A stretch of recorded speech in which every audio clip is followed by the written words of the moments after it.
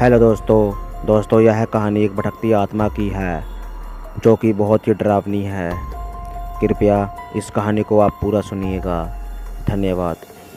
असम के कई क्षेत्रों में शैतान का साम्राज्य है। वहाँ ज़्यादातर लोगों को धोखे से मारकर जंगलों और तालाबों में फेंक दिया जाता है। घरों के नीचे दफन लोगों की आत्माएं अक्सर भटकती रहती है और कमज़ोर लोगों के शरीर पर कब्जा कर लेती है।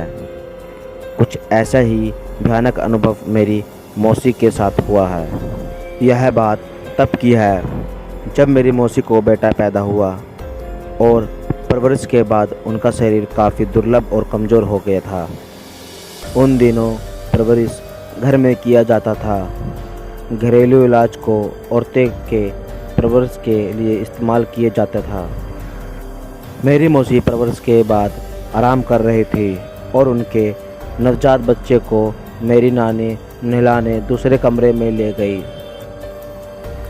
कमरे में मेरी मौसी बिल्कुल अकेली थी और उनके पति भी गांव से बाहर गए हुए थे। घर में सिर्फ मेरी मौसी और मेरी नानी ही थे। परवरिश के बाद मौसी थकान के मारे सो गई और एक आहट से उनकी नींद खुली। उन्होंने सामने की खिड़की से एक काला साया कमरे में आते हुए देखा। उस काले साये के बाल हवा में लहर रहे थे और उनकी आकृति बहुत ही भयानक थी। वो अपने हाथ मौसी के गले की तरफ बढ़ा रहे थे।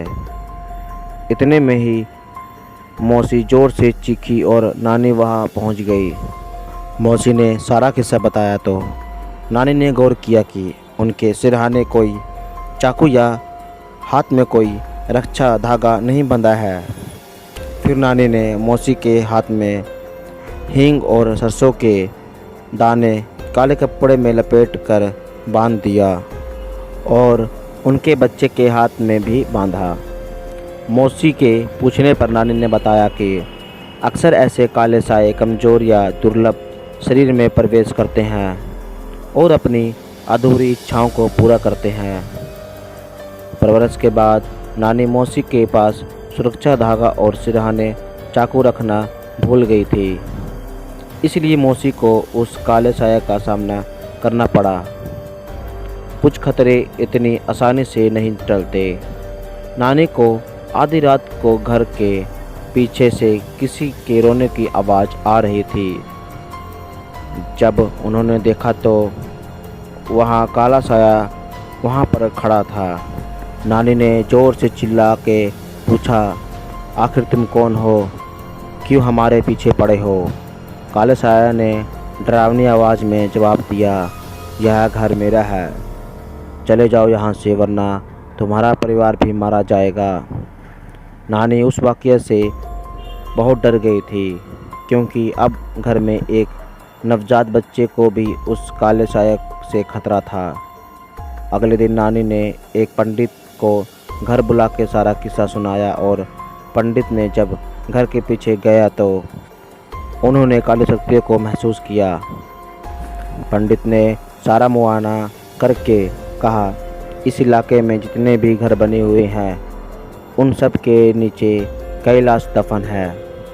यह इलाका पहले घना जंगल हुआ करता था और फिर यहाँ धीरे धीरे लोग घर बनाने लगे।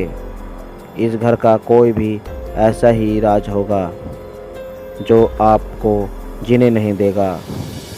ऐसे शापित स्थान निर्दोष परिवार की बलि मांगते हैं। आप लोग जल्द से जल्द यह घर खाली कर दो। तब तक यह रक्षा मोली अपने हाथों पे बांध लो। मौसी के पति को वापस आने में 2 दिन बाकी थे।